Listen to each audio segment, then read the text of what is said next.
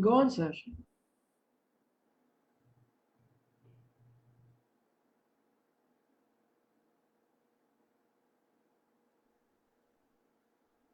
Please go ahead, sir.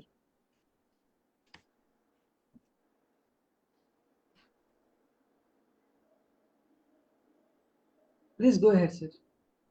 Oh, okay. Hello. Well, hi there, everyone. This is Rick Spisak. I'm a poet from the mountains of America. I was raised up in the northern area of Pennsylvania, which means Penn's Woods. Moved to Florida, lived down there for many years, and have recently relocated to the central Appalachians area, the mountains of the east.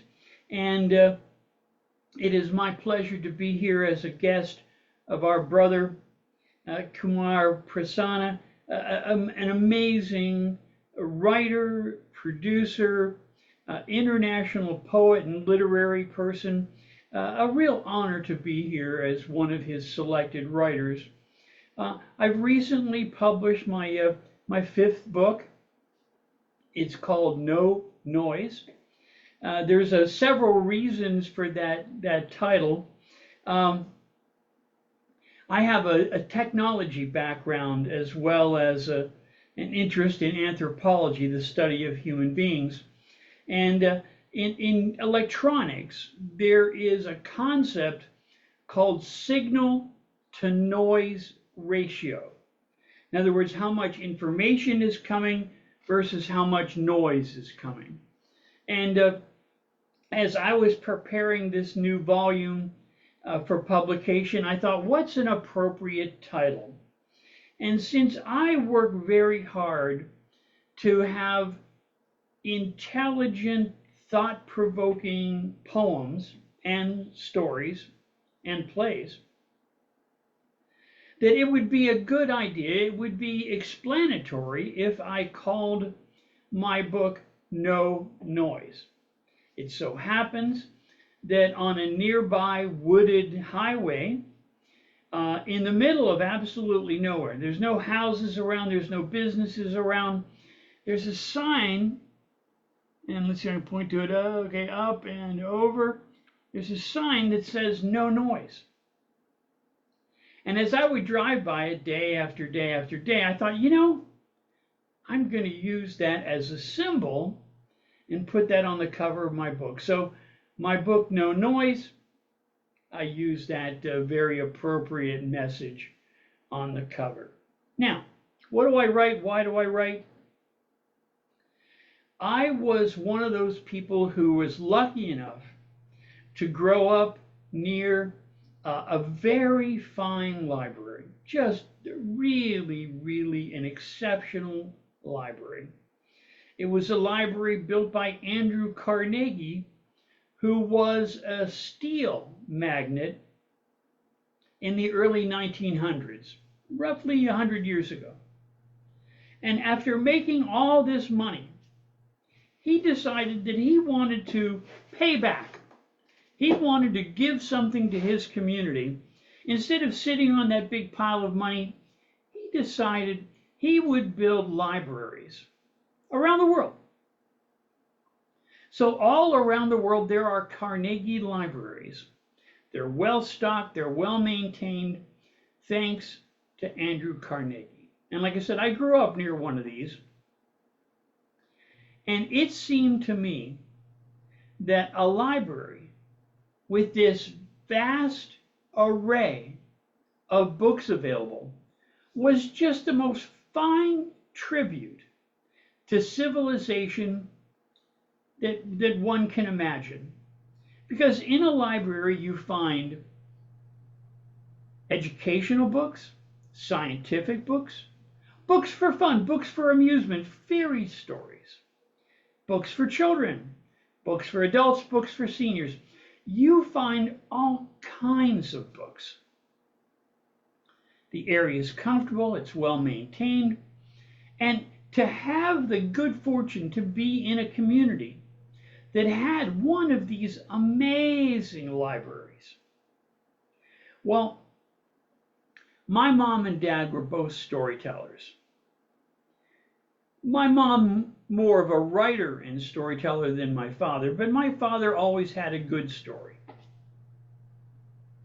And I thought, what an honor it would be if I was fortunate enough to be able to write something that might help people, that might make people feel better, that might educate people.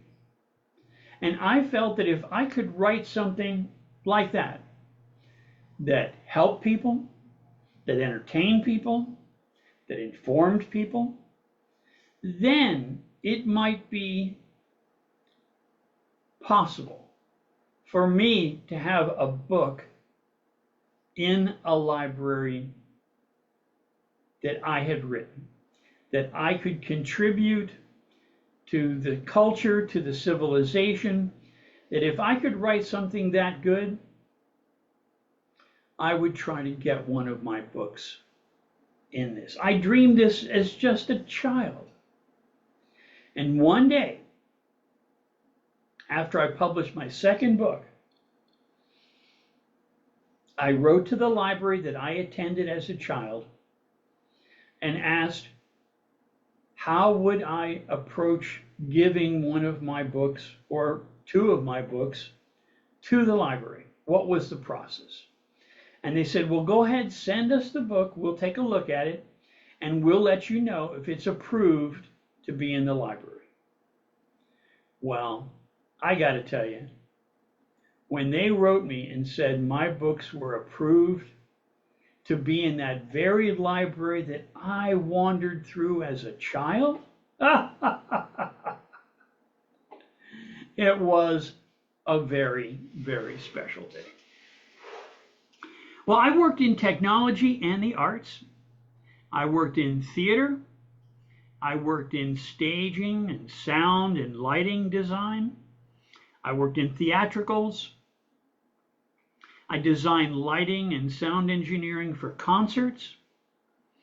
And because I wanted to understand these technical things, I studied electronics and computers.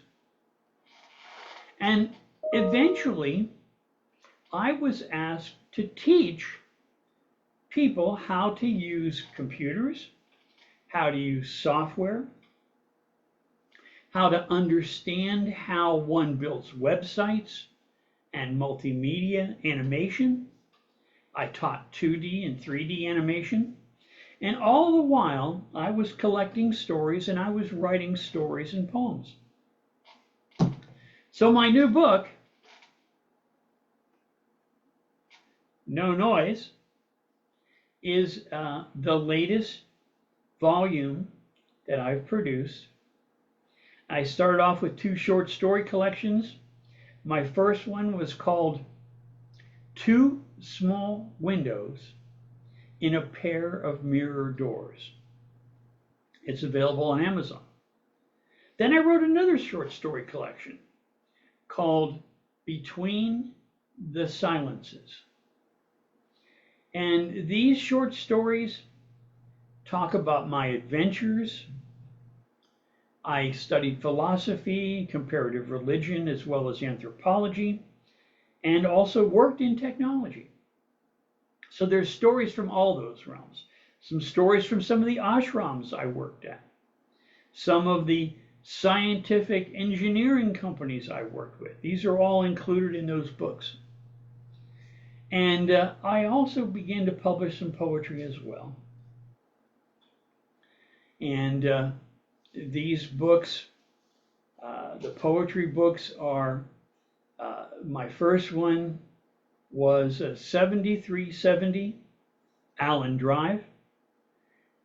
It is a book that contains, I think, over 100 poems.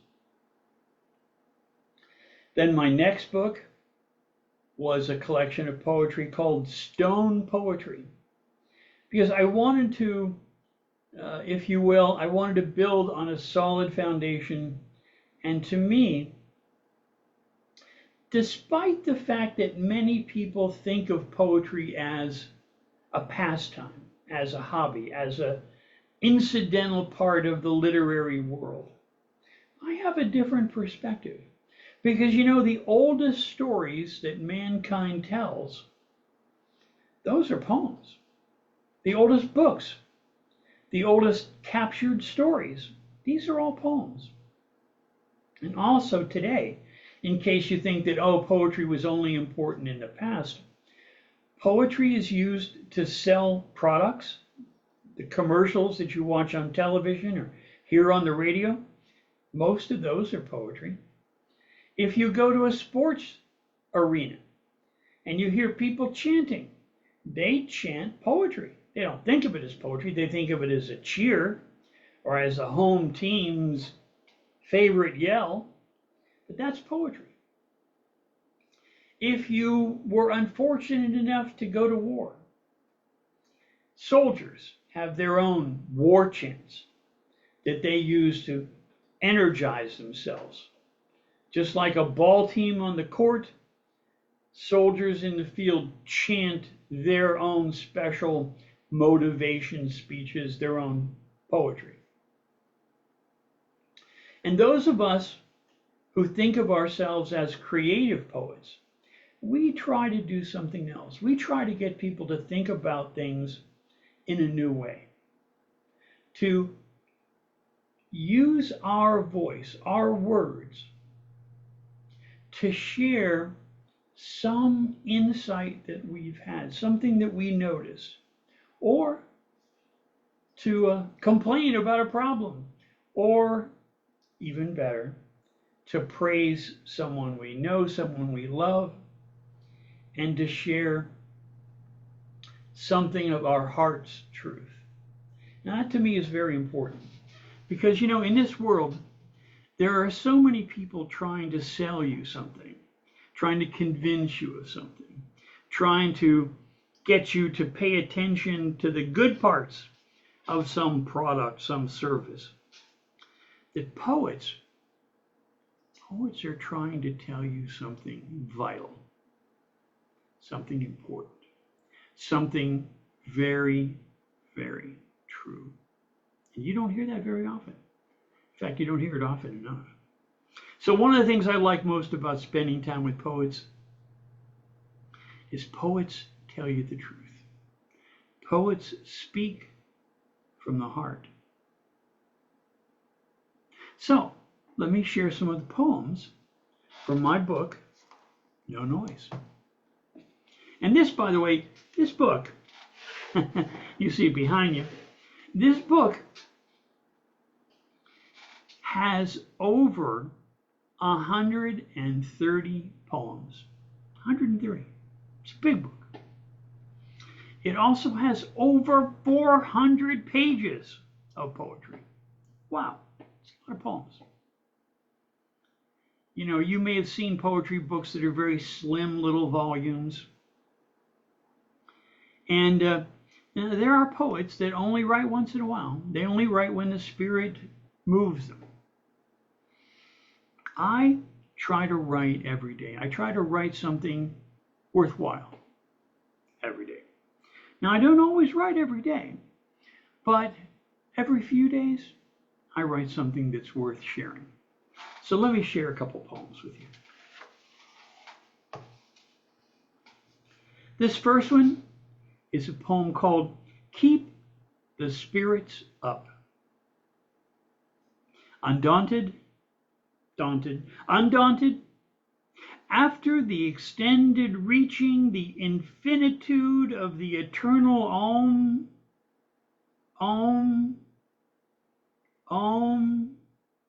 the staccato smack of tropical raindrops so large as to each constitute an individual puddle all their own, arising from the tarmac, from the concrete, such spirits release in the summer heat and the crack of the attack, to mingle amongst each hurtling drop, arising thus mingled there amidst the hurtling goblets dropped, arises, springing up, this tentative mingling, released under such assault amongst the resistant, released mist, just this.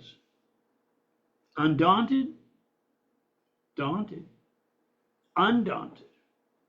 New to tropical rain, I did not know its vehemence, its insult, its challenge to the resting, quiescent earth. I did not know the crazed, bewildered happiness of plants who, while under such assault, such battering, could rejoice with such proud, upright vehemence. Their shouts, their joy, the vehemence of vigorous life that was almost audible. Even to these two human ears, undaunted, daunted, undaunted.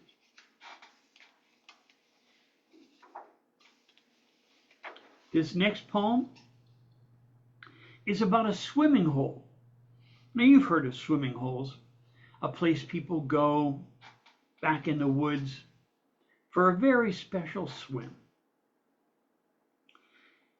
When I moved to a new location in the mountains of Tennessee, I asked people, where's the best place to swim? Where is a natural spring where we can go and cool off? Where is that special, unique place to go?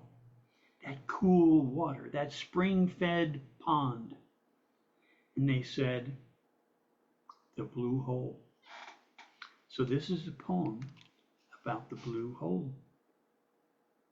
We wanted to swim in a natural spring. That's just how we are. That's just how we swim. We like to swim naturally in a spring or a river, but we don't like pollution, not even one little sliver. We checked out the rivers, we looked at the lakes, we saw lots of water hazards. Don't make any mistakes. But in this woodsy district with its mountains and creeks, wasn't there someone to swim without chemical leaks? We asked all our neighbors in the state park crew. It took us more than a year to find someone who knew. Then, all of a sudden, we found 4, then we found 5, who all mentioned the same one. I kid you, no jive. They told us the same way, each single one. They say, the blue hole. And then we're suddenly dumb. When we pressed them upon it, they said in one voice, it's a pure spring, that's certain. It's just not my choice. Is it natural and pure? We asked quizzically. It's hard to get to. It's quite a walk. Sure, you go. You'll see. A stroll in the woods. How could that be bad? The one thing more they'd ever say, almost under their hat, that parking was good. Not a long walk by half. We waited for a hot day, when the sun burned so bright, to have a nice day for a leafy, foresty hike. We drove into the mountains for an hour or more, drove way up the mountains for a blue hole experience that we waited so long for. What would we find in this mysterious hole, used in the summer for a century or more? What kind of grotto? Would there be any falls? We assumed it'd be crowded, perhaps wall to wall. A twisty and turny road into the hills, surrounded by trees and ravines with all of their thrills. After turning a corner, we'd see a wide spot with a gravel area and one car in the lot. We pulled in quite slowly. They were loading, it seemed, and the benefit was we could ask, was this the place of our dreams? Yeah. Go right down the path. They waved diffidently as they left. We couldn't tell if it was northeast or southwest. We toured round the gravel lot, then 3 or 4 paths. Not one looked overused. We were resigned with a laugh. We picked one at random. Not any one looked direct, But a tumble down through the woods, root-rutted, unsteady, we might just break our necks. The path down was steep. It was rutted with roots and crisscrossed. You had to carefully place each step lest your head be embossed. Well, I've got to tell you, we had not a single hand free. We had chairs and a cooler, everything for a picnic but ants and some sand. Carefully, we picked our way down the steep, overgrown path. Each root and rock tottered, slid down the trail. I best you didn't laugh. Whether from rain or just mist, the whole trail was soaked. You had to step carefully, your neck just might be broke. We came into a clearing, and oh my, there appeared a pretty little grotto with ferns, rocks, falls. We nearly cheered. A simple little spring with boulders around it and a lovely waterfall that splashes. We'd found it. To enter the water, you had to jump over the rocks. But to climb out, my friend, you best have tentacles in your socks. The boulders surrounding were polished and smooth, missing any handhold or ledges or the tiniest groove. There was nothing to grasp on, cling to, that all wasn't slick.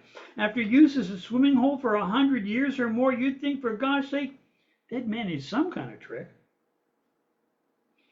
We pretended that our fingers had small sticky pads, and we slowly inched out, because that's all we had. The water was great. It was clean. It was cool. Now we know why they mentioned the blue hole was a little subdued. The blue hole. Now this is one of my favorites. You know, a lot of people share their writing about the deepest, darkest part of themselves. And so a lot of poetry that you hear is sad or details a sad story or difficult scenes that had happened. But I'm a person that thinks it's very important to laugh. Very important to do things that keep your spirits up. So I wrote this poem. It's called If It's Laughter You're After. They tell me it's good for you to laugh. Laugh once, laugh twice. Deep in your life, joy you will splice. Whether chuckles or snickers, either one might untwist your knickers. Whether with jokes or old-fashioned, well-delivered spokes, whether cute little dogs hopping frogs on logs or Charlie Chaplin in cogs jumping bogs, activating joy and mirth feeds the brain for all it's worth. Activating mirth and joy makes giddy happy each girl and boy. Laughter can heal even that which you can never conceal. Even babies are quick to laugh, still smiling barely in their cribs. Oh, those funny faces tickle their tiny ribs. Activating joy and mirth feeds your brain for all it's worth. Activating mirth and joy makes giddy happy each girl and boy. Physiologists acknowledge this.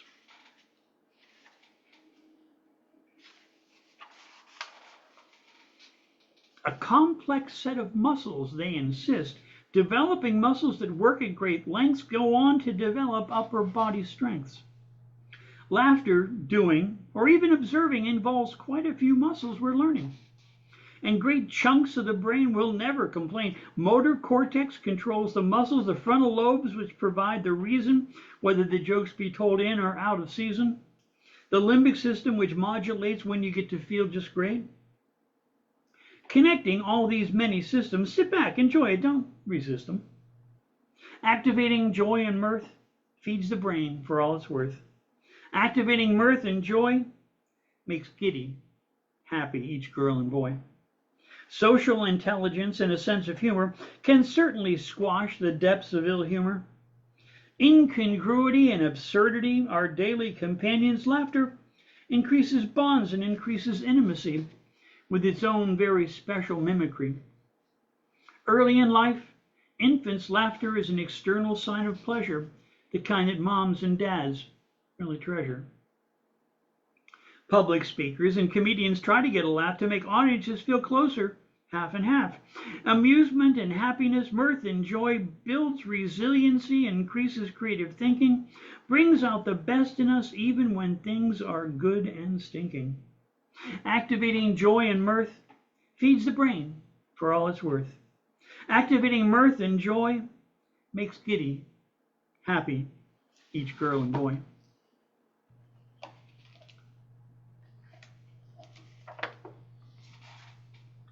This next one, I'm a big fan of cartoons, and this poem came to me with a bunch of cartoons attached.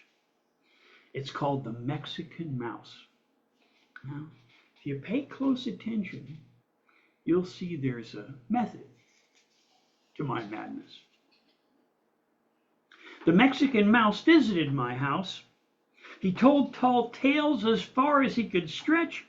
Do you know what he said would happen next? He dared all the poets, the girls and the boys, to gather their verbs, their nouns, and such toys, to construct an elaborate structure of whimsy, to climb up on the roof to the tiny brick chimney. He found some cheese that made him quite pleased and marched right up into it up to his knees. He found cottage, mozzarella, and parmesan. It reminded him of the farm when he was little, where he grew up. He found a tiny horsey hidden away, lying deep in the straw, so as not to give himself away. But this little charger was just the right size for the Mexican mouse to saddle and ride. He rode round the kitchen, searching this way and that way. His tiny steed was searching. Despite its tiny size, it could still manage a great leap. From the floor to the kitchen counter in one great leap, then up to the cabinet to the very peak. From there he could survey the kitchen supreme, the knife rack, the double sink, and the fruit juice. He might even climb down to it, but he'd never be a user. The first plan he hatched was to pry open the fridge. He had an idea if he could just get off this ledge. He would slide down to the handle and check it for a release. He had designs on that Samsung and kept all the cheese. He could pry open the suction-fit lock. He rummaged through his memory, but seemed he was stuck. He noticed a can of WD-40 and suddenly thought of his sweet cousin Morty. Morty loved to disassemble locks, and he knew every trick from the bottom to the top. He used the straw nozzle of that lubricating spray, and whatever came out extra he'd use on his skates. He pushed and he shoved till that thin straw went in. Then he squirted that lubricant for a night and a day. It might have been longer, but he sure couldn't tell, as long as he's got 2 more volumes to memorize and sell. Then from the inserted straw it bubbled and rolled down the seam. Little by little that little mouse got his dream. The fridge door swung open. It caught him by surprise. When he blinked and he burned, he saw the insides. He found a strand of coiled spaghetti just as if he knew he was ready. He looped it into a spinning lariat. He gauged how high he'd have to toss it yet. He spotted a dangler off the side of the cheese plate and decided as an anchor it would be just easy and snag it, and that'd work out just great.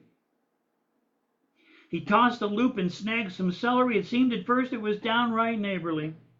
The Mexican mouse crimed that sticky noodle, and though he spotted some Australian strudel, he glanced around at the savory favors, and he wondered how best to summon the neighbors. He pushed the cheese plate over the edge, making sure the plate caught just a smidge. It spun in the air and landed right on its bottom. The cheese slices flew off, and each neighbor grabbed on them. Then another drop of mustard landed on our hero, which raised his profile way high above zero. It seemed the family cat had seen very much, more than enough of that. Young Mr. Fritz, the family cat, liked his mice deep in mustard, whether yellow, spicy, or even pale like custard. Our mousy hero, high atop the plate of cheese, directing the disbursement according to the needs, he stood tall, and as another drop began to fall his attention to the cheesy plate, he just waved off the warning of his old friend Nate. Nate was watching the cat with a nervous state. The plate, once stable, had become too light and tumbled down in a noisy clattering, nattering. Exactly what was the mattering? What could he say? Cheese on the floor fluttered each and every way. That perched cat, who'd been watching through all of that, licked his lips at the tiny mousies below and their cheesy tails and toes. He jumped at the clatter, leapt high in the air. He was scared. He got smarter. The lacy curtains of the window tangled the fumbling, tumbling kitty in a sight that just wasn't pretty. Panicked cat was tangled and dangled high above the sinkful of niches, deep in soapy water bubbles, and was stuck like a fish in a net. Unless he gets free and has some kind of luck, he might just splash in the sink and get sunk kerplunk.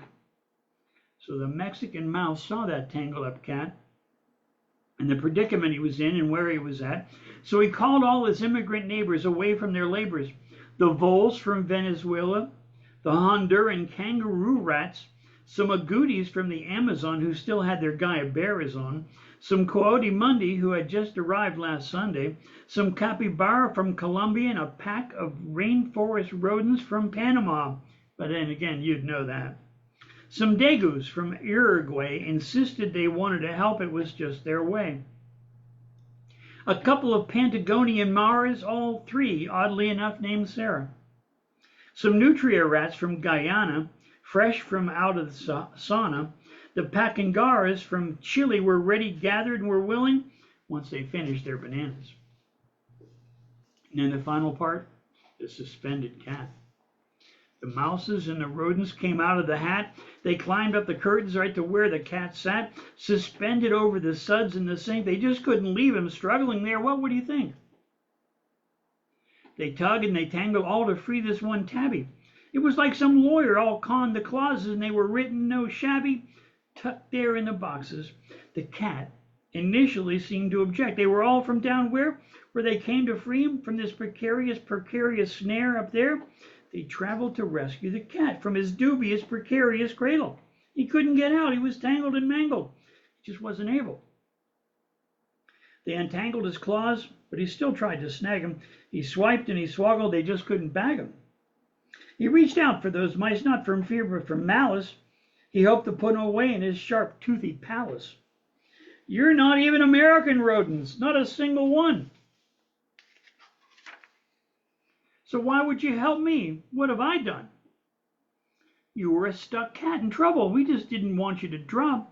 We knew that unless we helped you, your struggles wouldn't stop. You'd end up in the sink all covered in bubbles, in a sink of broken dishes, sharp knives with no end of troubles. There, amid the dishes and froth, we wanted to save you from a drop into the scalding, soapy broth. They clambered all over this precarious cat who struggled and wriggled till he nearly knocked off his hat. The hat floated down to the sink, don't you know, and exposed a sink full of knives all gleaming with a shining, sparkling glow. He found himself thanking each one of the rodents, even though they weren't American, but I guess you know that, because, well, he was just a cat. And then, for my last one, let's see here.